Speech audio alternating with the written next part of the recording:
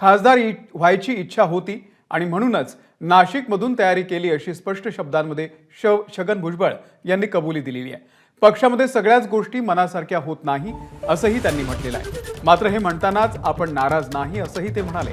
महायुती मागे का पडली याचं विश्लेषण झालं पाहिजे असंही त्यांनी म्हटलेलं आहे।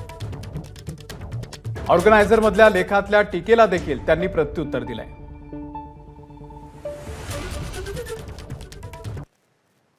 मला इच्छा आहे आणि म्हणून तर जे आहे नाशिकचे लोकसभा लढवायला सुद्धा मी तयार झालो होतो। दिल्लीतून माझं तिकीट त्यांनी फायनल केलं असं मला सांगितलं, म्हणून मी कामाला लागलो। आणि ते माघार घेतल्यानंतर सुद्धा 12-15 दिवसांनी जे आहे उमेदवारी जाहीर झाली, म्हणजे शेवटच्या फॉर्म भरायचा शेवटचा दिवस त्याच्या आदल्या दिवशी। आता ह्या सगळ्याचे परिणाम शेवटी जे आहे जय पराजय याच्यावर होत असतात। पक्ष म्हटल्यानंतर सगळ्याच गोष्टी तुमच्या मनाप्रमाणे होत नाहीत, थांबावं लागतं काही वेळेला। आपण का म्हणजे महायुती का मागे पडली महाराष्ट्रामध्ये याचं काहीतरी तर विश्लेषण झालं पाहिजे, काहीतरी तर अभ्यास झाला पाहिजे।